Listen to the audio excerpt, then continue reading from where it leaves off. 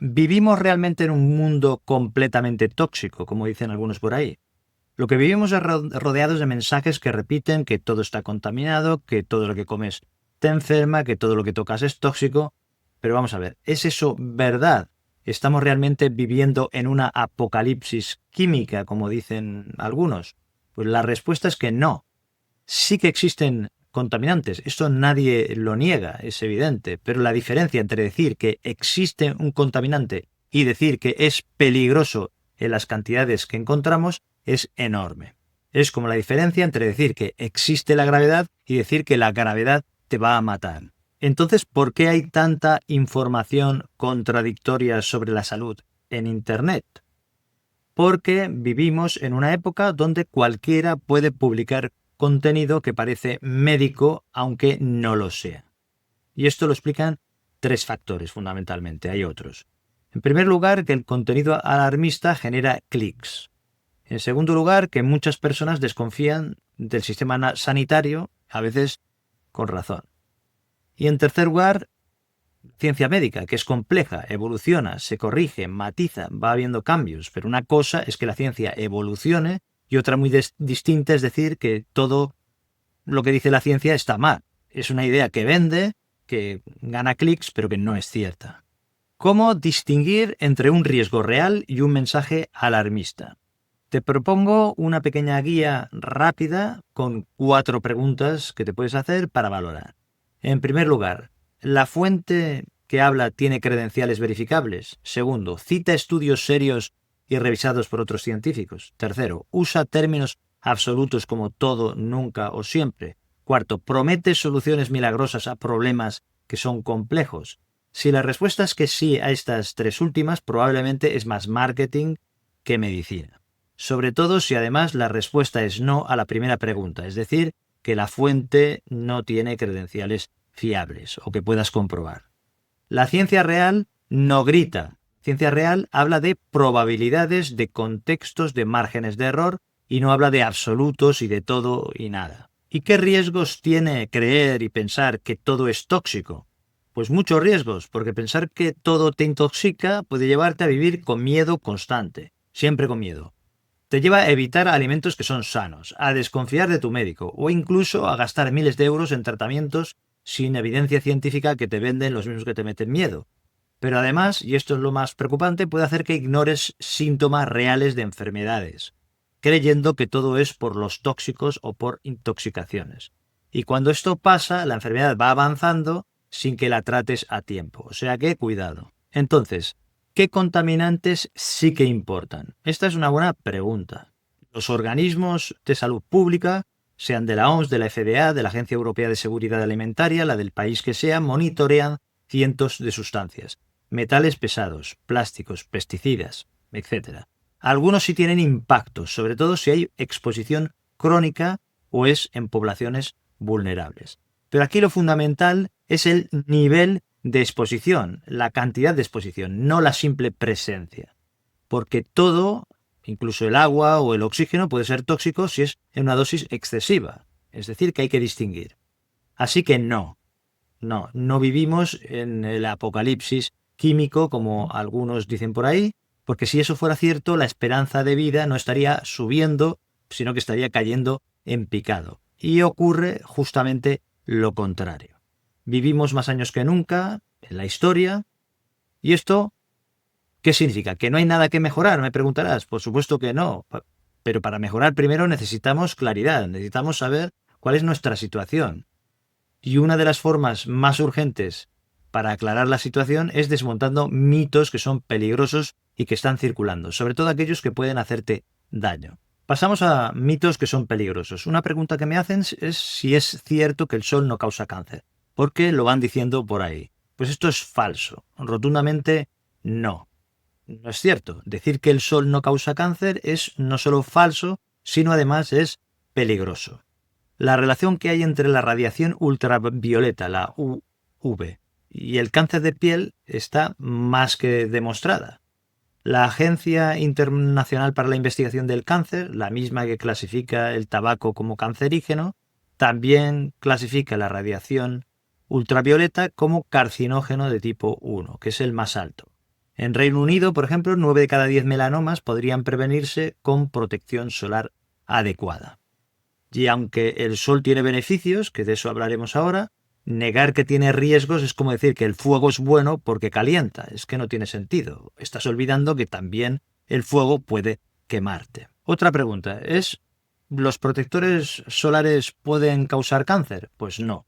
No hay evidencia científica que sea sólida que demuestre que los protectores solares aprobados por las autoridades sanitarias causen cáncer. Yo me pongo protectores solares.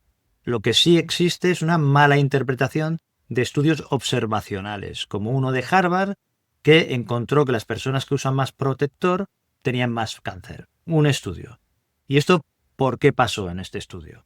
Porque quienes tienen la piel más sensible o tienen un historial familiar de melanoma son los que más se protegen y es más fácil que tengan cáncer de piel a pesar de la protección.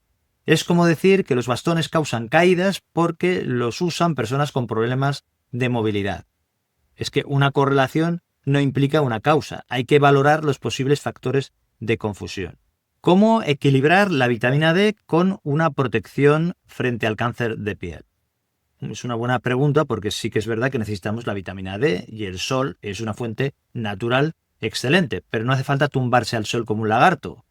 Con 10-15 minutos al sol, directo los brazos y las piernas, unas 3 veces por semana, en general ya es suficiente.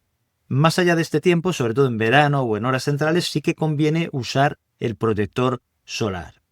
Y si por tu edad, tu ubicación o porque tienes una piel que no produce suficiente vitamina D, hay suplementos baratos y seguros que te pueden aportar lo necesario. Lo hablas con tu médico. Y también hay alimentos enriquecidos o tienes el pescado graso. Aquí la idea no es evitar el sol, sino es usarlo con cabeza, como siempre se ha hecho. ¿Y qué hay de los testimonios de personas que dicen yo nunca he usado el protector solar y me encuentro fenomenal? Seguro que conoces a alguien que dice cosas como que yo llevo toda la vida al sol sin protección y aquí estoy, y comentarios de este tipo. Y sí, es verdad, hay personas que tienen la piel resistente o tienen una buena genética o simplemente tienen suerte, pero eso no significa que el riesgo no exista. También hay gente que ha fumado 30 años y nunca ha tenido cáncer de pulmón, y no por eso vamos a empezar a recomendar el tabaco, es que no tiene ningún sentido. Aquí no se trata de anécdotas, sino de probabilidades. Y la ciencia es claro en este sentido. Protegerse del sol reduce el riesgo de cáncer de piel y punto, es lo que hay. Así que cuidado con los mensajes que te dicen que lo natural nunca hace daño, porque el sol es natural y también puede matar y además hablando de riesgos reales. ¿Necesitamos todos una quelación para eliminar tóxicos? La respuesta es que no. Y esto es muy importante dejarlo claro. La quelación es un tratamiento médico específico, no es una limpieza mágica.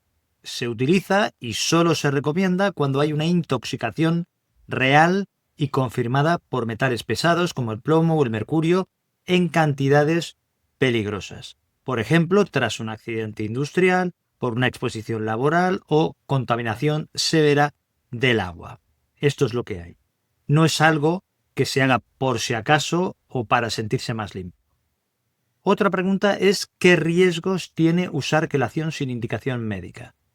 Pues tiene muchos y algunos pueden ser graves. La quelación no distingue entre metales tóxicos y minerales esenciales. Puede eliminar calcio, magnesio, hierro, zinc y esto te puede causar arritmias, daño renal, convulsiones, incluso la muerte en casos que estén mal controlados. Es decir, que esto no es un suplemento ni es una infusión detox. Es un tratamiento serio que tiene posibles efectos secundarios graves. Entonces, cuando se hace fuera del ámbito médico, sin control de laboratorio ni supervisión, el riesgo supera ampliamente cualquier posible beneficio. Y cuidado con las clínicas o los terapeutas que ofrecen esto como si fuera un tratamiento de belleza o un suplemento más. Esto de la quelación no es un suplemento más ni un tratamiento de belleza y no es detox. Es un tratamiento médico que mal aplicado puede hacer más daño que el supuesto tóxico que pretende eliminar. Otra pregunta que se suele hacer es ¿cuándo está realmente indicada la quelación médica? Cuando se cumplen 3 condiciones que son muy claras. En primer lugar, un test de laboratorio, normalmente de sangre, o de orina que muestra niveles tóxicos de un metal. En segundo lugar, cuando hay síntomas clínicos que son compatibles con esta intoxicación. Y en tercer lugar, cuando un médico especializado en toxicología evalúa el caso y prescribe el tratamiento. Todo lo demás, incluidos los llamados test de provocación que usan quelantes para detectar supuestos metales ocultos, no tienen respaldo científico y han sido desaconsejados por múltiples organismos sanitarios y de la salud. Otra pregunta es, ¿qué es un mineralograma capilar y por qué no se recomienda? Seguramente lo habrás oído por ahí, que te cortan un mechón del pelo, lo mandan a analizar y te dicen qué metales tienes acumulados. Esto aparentemente suena como si fuera científico, pero no lo es. Los estudios de cabello no reflejan los niveles reales en sangre o en órganos vitales. Y además son muy sensibles a las contaminaciones externas, como champús, tintes o el aire mismo. Y las principales sociedades médicas consideran que es inútil para diagnosticar intoxicaciones reales. Es como intentar saber si estás enfermo mirando el polvo que hay acumulado en tu ropa. No tiene sentido. Otra pregunta es si existen alternativas caseras para desintoxicarse. Y aquí convendría hacer una distinción. Sí que puedes apoyar los procesos naturales de depuración del cuerpo, pero no necesitas tratamientos caros ni tratamientos radicales para hacer eso. Tu cuerpo ya tiene un sistema muy eficaz. El hígado, los riñones, los pulmones, la piel, y puedes ayudarlo con cosas sencillas, comer más frutas y verduras que aportan antioxidantes, beber agua suficiente, hidratarte, dormir bien, hacer ejercicio, evitar tóxicos reales como el tabaco, el exceso de alcohol o todo lo que llamamos alimentos ultraprocesados. Esto que estoy comentando sí que es un detox real y no tiene efectos secundarios. Así que el mensaje es que no te dejes engañar por promesas como te vamos a limpiar por dentro, porque si no estás intoxicado, no necesitas limpiarte. Esto es evidente. Y si estás intoxicado, necesitas un médico y un tratamiento adecuado y no un gurú. ¿De acuerdo? Ahora que hemos desmontado estos mitos, pasemos a un tema que genera mucha confusión en redes sociales, que es el famoso gen MTHFR y la supuesta incapacidad genética para desintoxicarse. ¿Es cierto que el 87% de personas no puede desintoxicarse por culpa de un gen? Pues este es un argumento que se ha vuelto muy popular en redes sociales y también en consultas alternativas. Te dicen que tienes un gen bloqueado que impide a tu cuerpo eliminar tóxicos. Y normalmente el culpable suele ser un gen en particular. Lo atribuyen al gen MTHFR, pero como veremos, esta historia tiene más de mito que de molécula. La pregunta es, ¿qué es realmente el gen MTHFR y qué hace? Pues este gen MTHFR, que tranquilo, no hace falta que memorices las siglas, es un gen que fabrica una enzima que ayuda a procesar el folato, es decir, la vitamina B9. Esta enzima también participa en el metabolismo de una sustancia que se llama homocisteína. Y me preguntarás, ¿y esto qué significa para mí? Pues que si tienes una variante de este gen, podrías necesitar suplementos de ácido fólico más adaptados en el caso de que los necesites, como el metilfolato, sobre todo en el embarazo o si tienes algunas enfermedades o condiciones médicas. Pero lo que no hace este gen es eliminar metales pesados, ni plásticos o pesticidas. Esto no lo hace. Entonces preguntarás, ¿las mutaciones del MTHFR te impiden desintoxicarte? No. Esa es una confusión común, pero no está respaldada por la ciencia. Tu cuerpo elimina los tóxicos principalmente por vías metabólicas a través del hígado, de los riñones, del intestino, de la piel, pero no por este gen ni por la enzima MTHFR. Las mutaciones en este gen no te vuelven incapaz de eliminar sustancias nocivas. Esto simplemente no es cierto. En todo caso, lo que puede afectar es a cómo procesas algunas vitaminas, como la que he comentado, pero no a cómo expulsas los tóxicos ambientales, no. ¿Y qué porcentaje de personas tienen esta mutación del gen este? Pues depende de la población, pero en general entre un 30 y un 40% tienen alguna variante de este gen MTHFR. Y no, el 87% no, como apuntan algunos o dicen de fuentes poco creíbles. Lo más importante es que tener una variante de estas no significa tener un problema clínico. Muchas personas que tienen esta variante de este gen viven perfectamente sin hacer nada especial. La pregunta siguiente es si necesito hacerme un test genético para saber si puedo desintoxicarme. En la mayoría de casos esto no es necesario, estos tests están de moda, pero rara vez aportan información útil si estás sano. Y sobre todo, no uses un resultado genético como excusa para preocuparte más o para gastar más dinero. Porque incluso si tienes una mutación, la solución no es quelarte ni tomar 10 suplementos raros y estrambóticos, sino como mucho ajustar el tipo de folato en este caso, si tu médico considera que esto es relevante. Así que no, tu salud no está definida por un solo gen, no es así, y desde luego tu capacidad de cuidar tu cuerpo no depende de tu polimorfismo genético. Es decir, que no necesitas un test para empezar a cuidarte. Lo que necesitas es información clara, decisiones simples y constancia. Esto es lo que necesitas realmente. Y hablando de decisiones diarias, vamos a revisar ahora algunos de los alimentos más señalados en este tipo de discursos que circulan por ahí, sobre el pescado, que dicen que sí está contaminado y que deberíamos dejar de comerlo, o sobre el pan y la leche. Vamos a verlo con lupa y ver cuál es la evidencia de todo esto. ¿Es cierto que todo el pescado tiene mercurio peligroso? Aquí la respuesta es que sí y no. Me explico. Es cierto que todos los peces contienen trazas de mercurio, porque está presente en los océanos, en los ríos, debido a la actividad industrial y natural. Pero de aquí a decir que todo el pescado es peligroso por eso, es una exageración. Aquí la clave está en la cantidad de pescado, el tipo de pescado y cuánto comes de pescado.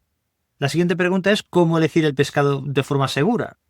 Pues las agencias oficiales como la FDA o la Agencia Europea de Seguridad Alimentaria tienen guías claras y fáciles de seguir. Imagínate que son 3 categorías.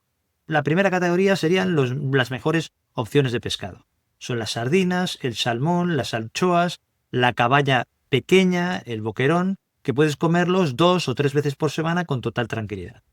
La segunda categoría es las opciones moderadas. Sería el atún claro enlatado, el bacalao, la merluza, que mejor limitarlo a una vez por semana. Y en tercer lugar, los peces grandes y depredadores como el tiburón, el pez espada o la caballa gigante. Mejor evitarlos, sobre todo si estás embarazada o eres un niño. En el caso de las embarazadas, mantente en la categoría 1 y limita a 2-3 raciones semanales. El omega 3 del pescado es fundamental para el desarrollo del bebé, así que no renuncies al pescado por el miedo al mercurio. Pregunta a la comadrona o al ginecólogo. ¿Los beneficios del pescado superan a los riesgos? Pues sí, con diferencia. El pescado te aporta omega 3 que cuida de tu cerebro y de tu corazón. Vitamina D, la proteína de alta calidad que contiene. Y en el caso del pescado azul, incluso tiene un cierto efecto antiinflamatorio. Así que si eliges bien el pescado, es tu aliado y no es tu enemigo. O sea que no te creas estas exageraciones. ¿Es cierto que el pan y la leche son alimentos que son los más peligrosos de tu cocina? Pues no. Esta es una frase que suena impactante, pero no tiene base científica para la población general. El pan y la leche han sido los alimentos básicos durante siglos y siguen siendo fuente de nutrientes esenciales para millones de personas. Es verdad que algunas personas tienen condiciones médicas o enfermedades médicas reales relacionadas con esto. Por ejemplo, la leche pues sería la intolerancia a la lactosa, que es molesta pero que no es peligrosa. Está la alergia a la proteína de la leche, que esto es más serio, pero es mucho más raro. La celiaquia, que es una enfermedad autoinmune que afecta al 1% de la población. También tienes la sensibilidad al gluten, que aún está en estudio, pero también está limitada a ciertos casos.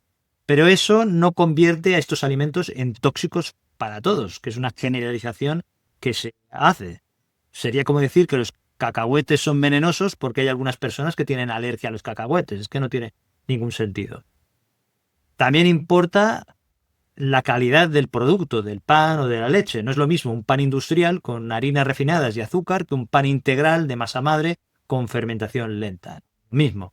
Tampoco es lo mismo una leche ecológica que una de leche de ganadería intensiva, que aunque ambas pasan controles sanitarios estrictos y son seguras, pues no son exactamente lo mismo. En resumen, que el tema no es el alimento, sino el contexto de este alimento. Lo que hay que hacer es escuchar tu cuerpo, elegir versiones de buena calidad, si puedes, y no conviertas excepciones clínicas en normas generales. ¿Y qué pasa con el gluten? Esta es otra pregunta frecuente. Pues que hay personas con sensibilidad al gluten que no es celíaca, pero no está demostrado que sea un problema generalizado de la población.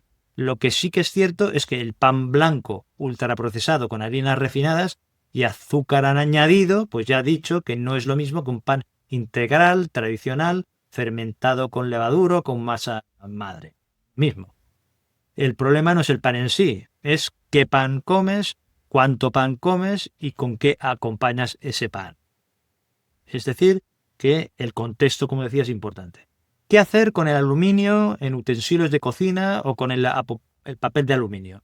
Pues es verdad que el aluminio en dosis altas puede ser neurotóxico, dañar el sistema nervioso, pero la cantidad que migraría desde los utensilios normales o el papel de aluminio es mínima. Y si quieres minimizar todavía más el riesgo, lo que puedes hacer es no cocinar ácidos como tomates o limón envueltos en papel de aluminio, o no guardes sobras saladas o ácidas en el papel de aluminio durante horas, y si puedes, usa utensilios de acero inoxidable, de vidrio o de cerámica. Pero no entres en pánico si usaste papel de aluminio para tapar las lentejas, que no es una bomba química, como dicen algunos, que no. ¿Y cómo reducir la exposición a plásticos sin volverse paranoico y volverse mal? Pues es sencillo, pues usa vidrio o acero inoxidable para guardar y calentar la comida, no calientes plásticos en el microondas, aunque diga que es apto, pues no lo hagas, y bebe agua en botella de vidrio o reutilizable libre de BPA. También evita envolver alimentos calientes en films de plástico. Y la pregunta es, ¿y los microplásticos que tanto salen en las noticias? Pues sí, están ahí, pero aún no sabemos con certeza qué impacto tienen en la salud humana. Simplemente se desconoce.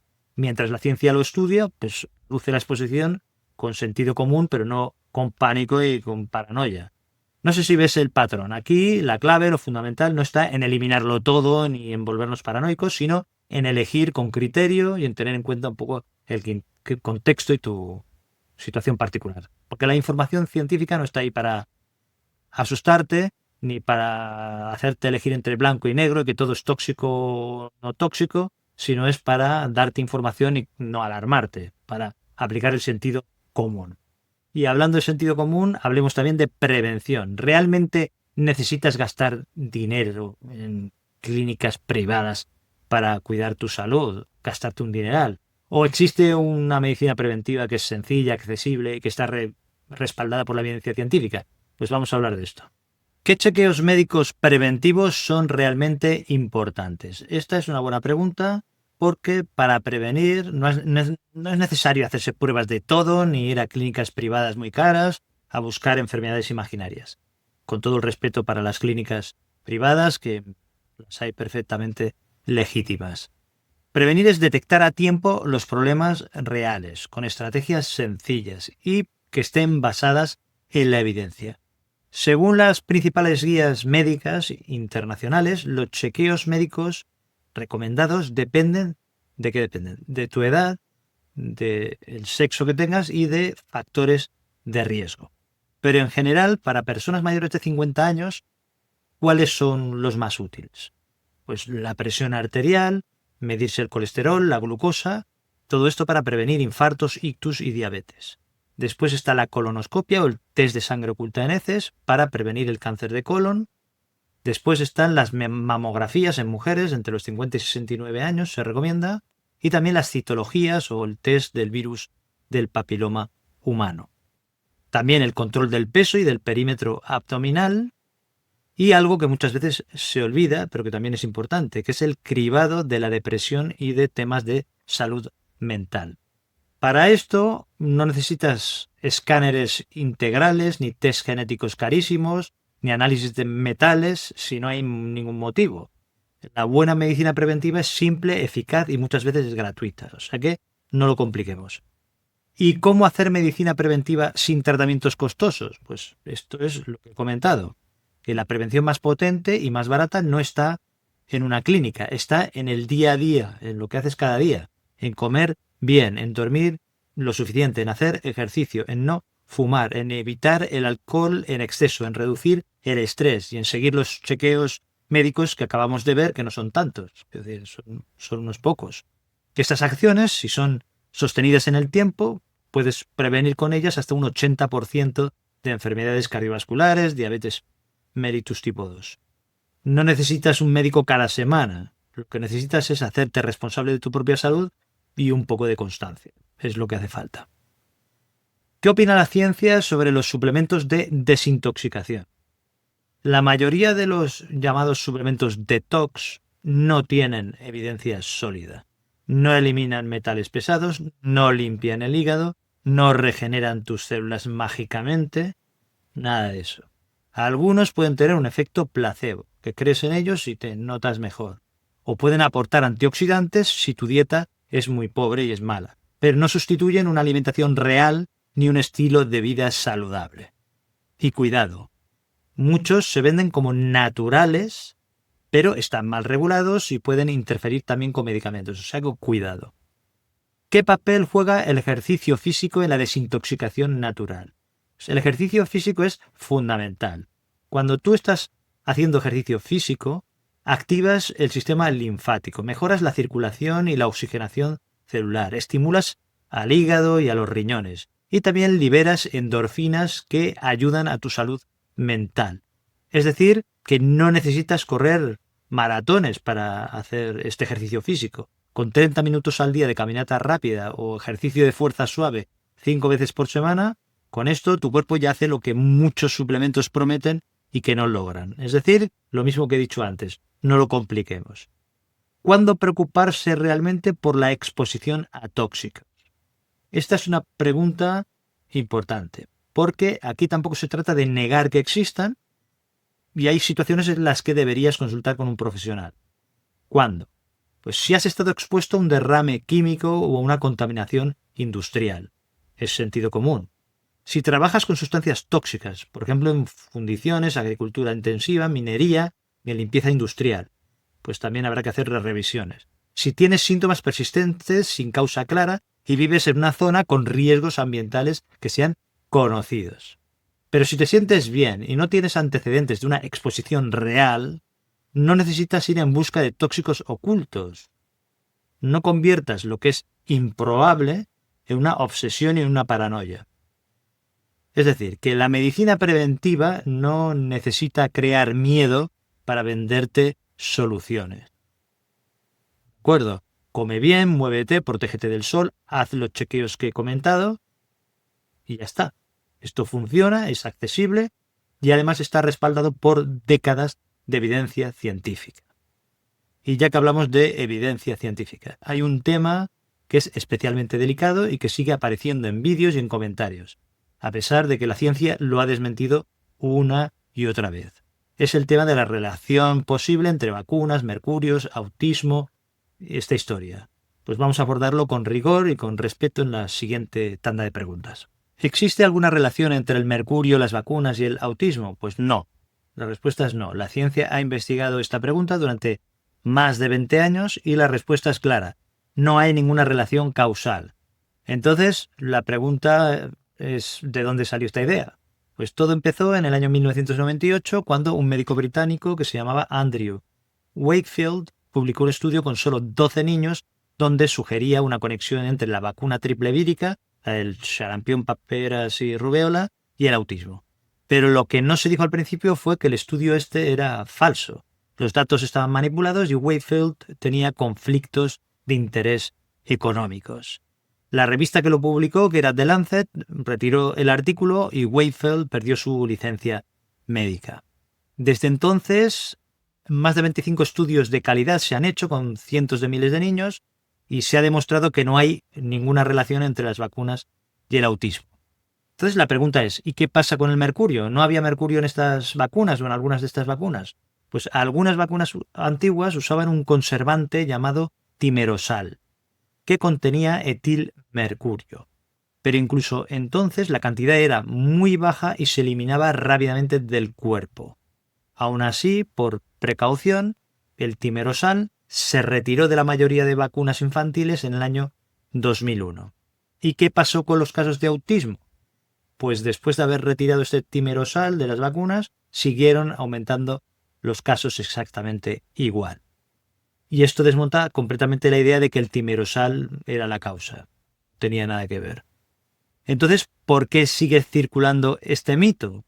Pues porque el autismo es complejo y todos buscamos una causa cuando algo nos duele, cuando alguno de nuestros hijos se pone enfermo, tiene un problema. Es más fácil pensar que fue esa vacuna que aceptar que no sabemos del todo el por qué. La incertidumbre no la aceptamos.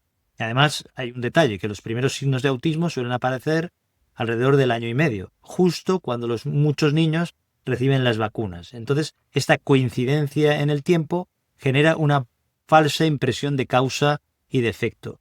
Pero coincidir en el tiempo no es lo mismo que causar. No es lo mismo. Es evidente. Es como decir que el uso de helados provoca ahogamientos porque ambos aumentan en verano. Es que no tiene nada que ver.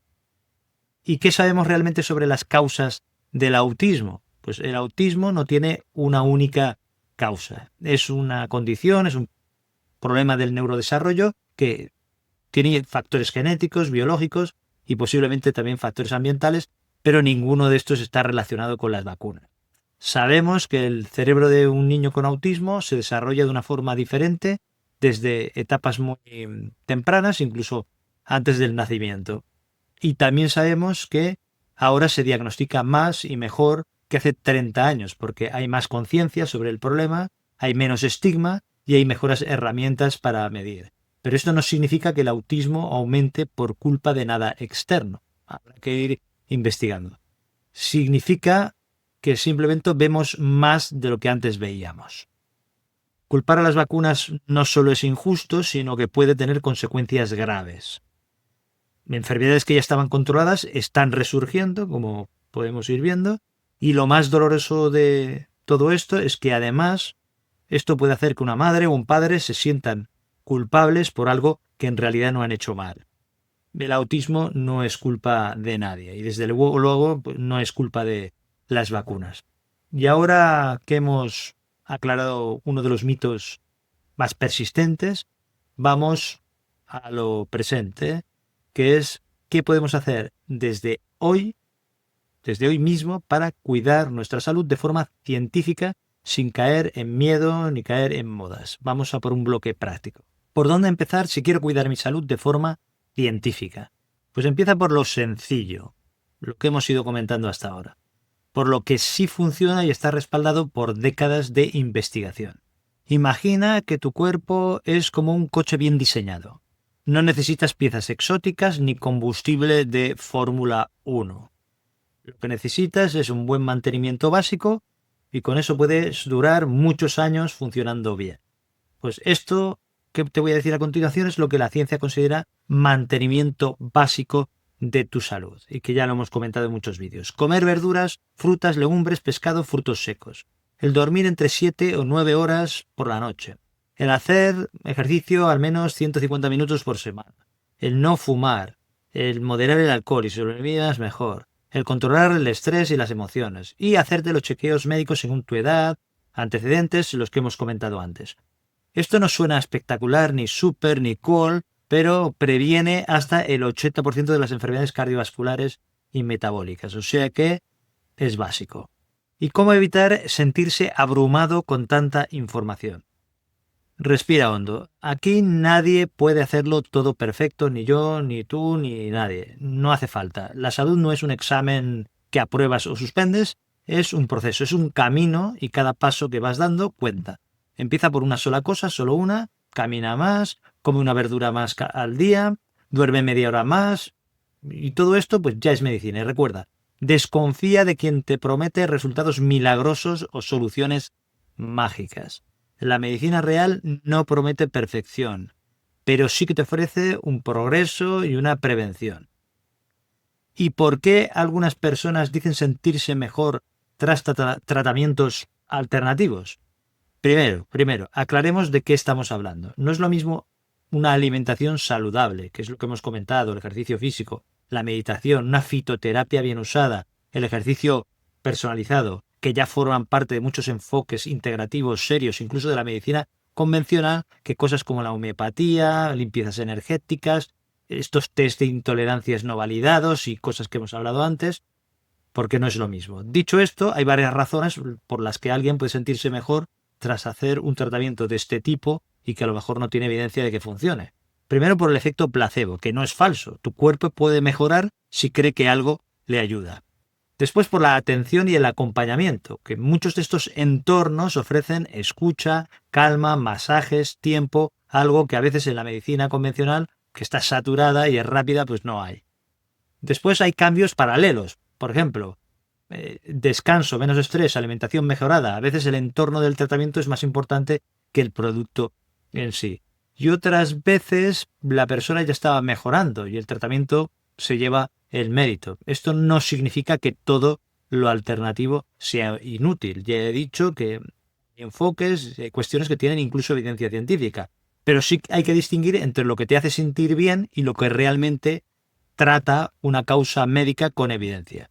Y si una terapia tiene ambas cosas, que te da bienestar subjetivo y además hay evidencia objetiva que funciona, pues bienvenida sea. ¿Qué cambios en el estilo de vida tienen evidencia sólida? Esto ya lo hemos dicho: dieta mediterránea, la actividad física regular, el sueño suficiente, no fumar, la salud mental cuidada, lo mismo, que ya digo que son cosas normales, que no son muy cools, pero... Después también las relaciones sociales, cuidado, el propósito y también el contacto con la naturaleza. Todo esto es importante. Son pilares que no vienen en una pastilla, pero que prolongan la vida y te mejoran tu calidad de vida cada día. ¿Cómo encontrar profesionales médicos confiables? Esta es una pregunta también que se repite en comentarios. Pues busca a alguien que te escuche, que no se burle de ti cuando tienes dudas, que no te diga que esto es una tontería, pero que también te sepa decir cuando algo no tiene evidencia y que no se sostiene. Pregunta con respeto, pues qué estudios apoyan esta recomendación. Pregunta, ¿estás seguro? ¿Qué pasaría si no hiciera nada de eso? Con respeto y con confianza. Y sobre todo, desconfía de quien te vende miedo primero y después te vende la solución. Que esta es una estrategia de marketing. Cuidar tu salud no es un lujo ni es un misterio. No necesitas miles de euros ni de dólares, ni necesitas 10.000 tratamientos. Lo único que necesitas es criterio, necesitas constancia, un poco de calma, hacerlo por ti, hacerlo por tu futuro, hacerte responsable de tu propia salud. Y ahora, a continuación, voy a responder de forma rápida y clara algunas preguntas que no encajaban en los bloques anteriores, pero que van apareciendo una y otra vez en los vídeos, en los comentarios, en las consultas. Vamos a por esta ronda de preguntas habituales y frecuentes. ¿Qué es el estrés oxidativo y es realmente necesario medirlo? Pues imagina que tus células, con el paso del tiempo, se van oxidando por el desgaste natural del metabolismo. Por la contaminación, también por el tabaco, por el estrés, en fin, por todo esto. Eso es el estrés oxidativo, que consiste en un desequilibrio entre los radicales libres que dañan y los antioxidantes que protegen. La pregunta es, ¿necesito medirlo con una prueba cara? Pues no, porque medir el humo no apaga el fuego. Lo más útil es lo de siempre y que hemos ido repitiendo en este vídeo y otros. Comer frutas, comer verduras, comer legumbres, moverte, no fumar, dormir bien, lo de siempre, lo sencillo. Tu cuerpo ya tiene antioxidantes incorporados y solo necesita que lo cuides. ¿Los filtros de agua caros son necesarios o son puro marketing? Pues esto dependerá de dónde vivas. En España y en la mayoría de países europeos el agua del grifo es segura en el 99% de los casos. Ahora bien, si no te gusta el sabor, que a mí no me gusta nada, o quieres reducir el cloro o residuos, pues un filtro de carbón activado básico de 40 euros es suficiente, incluso más barato. Filtros de 2.000 euros que vitalizan y estructuran el agua son como comprarte un Ferrari para ir al supermercado, no tiene ningún sentido. Y a veces tampoco hacen nada. ¿Existe la contaminación electromagnética de los móviles? Pues los móviles emiten lo que se llama radiación no ionizante, que es como la luz de una bombilla, no es como la de los rayos X. Tras más de 30 años de uso masivo de móviles, no hay evidencia de que causen enfermedades a los niveles actuales de exposición. Así que por ahora, pues no hace falta que envuelvas el router en papel de aluminio. No hace falta. Eso sí, es importante. Menos pantallas antes de dormir y más paseo por el parque. Eso sí que es terapéutico. ¿Por qué los tratamientos alternativos suelen ser tan caros? Esta es otra pregunta que a veces se repite. Pues porque no están respaldados como tratamientos médicos convencionales. La medicina que tiene evidencia debe demostrar su eficacia antes de aprobarse, de salir al mercado. Y está sujeto a controles, sujeta a seguros y a precios estandarizados. En cambio, muchos tratamientos alternativos se venden libremente, sin necesidad de pruebas ni justificación de precios. Y claro, si nadie regula esto de forma adecuada, te pueden cobrar 100 euros por un frasco de agua activada sin problema. ¿Cómo saber si algo es más marketing que medicina? Hay una serie de señales claras que puedes tener en cuenta. Promete curarlo todo. Te dice que los médicos no quieren que sepas esto. Te habla de testimonios y no de estudios. Tiene un precio desorbitado. Suele sonar urgente. Si no lo haces rápido te intoxicarás. Es como estos anuncios que te prometen perder 10 kilos en pocos días. Si suena demasiado bueno para ser cierto, pues seguramente no es cierto. ¿Y qué pasa si vivo en una zona con contaminación real? Ahí sí que cambia la cosa. Si vives cerca de una fábrica contaminante, de minas, que hay aguas por ahí cerca no potables, o agricultura intensiva con pesticidas, es importante que lo consultes con profesionales. Puedes consultar con tu médico de familia, que estará informado, salud pública y el ayuntamiento, incluso con algún toxicólogo. También puedes, en las situaciones determinadas, filtrar el agua, lavar frutas y verduras pero con más cuidado, el ventilar bien tu casa, usar mascarillas si hay mala calidad de aire, que esto es lógico, y sobre todo, no normalizar los síntomas. Si tienes dolor de cabeza, cansancio, insomnio, sin una causa aparente, habrá que consultar. La contaminación real no se trata con el miedo, sino se trata con medidas concretas. ¿Y qué hacer si me hice un análisis de metales pesados? Lo primero es que no asustarse. Si los valores están dentro del rango normal, pues no hay nada que hacer. Ahora bien, si están elevados, lo mejor es consultar con un médico, un médico internista o con un especialista en toxicología, pero no con la misma clínica en la que te vendieron el test. Es como si te haces una radiografía. Lo importante no es el papel en el que está la radiografía o la pantalla. Lo importante es quién lo interpreta y que lo haga correctamente. ¿Son confiables los test de intolerancia alimentaria alternativos? Los test caseros de gotas de sangre o análisis de pelo o resonancia cuántica, pues todo esto no tiene respaldo científico, es como leer las cartas del tarot, pero hacerlo con una bata blanca y una corbatita.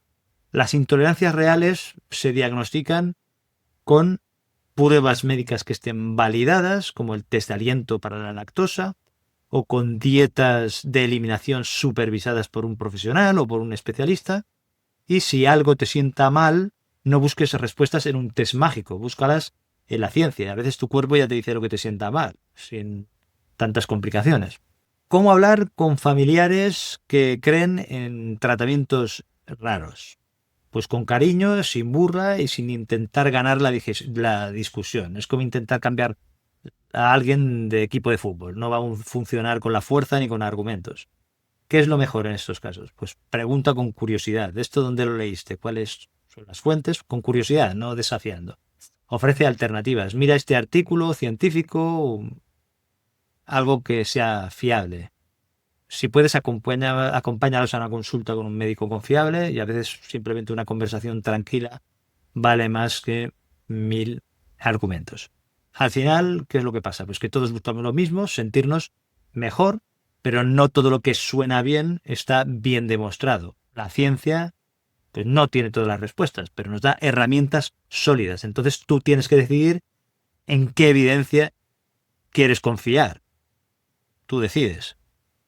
Y ahora que hemos recorrido todo este camino juntos, que ya llevamos un buen rato, déjame que cierre con una idea que a mí me ayuda mucho a tomar decisiones con calma. Cuidar tu salud no tiene por qué ser complicado ni caro. No necesitas detox milagrosos, ni test de última generación, ni necesitas tratamientos de 900 euros, ni de $1000, ni nada de eso.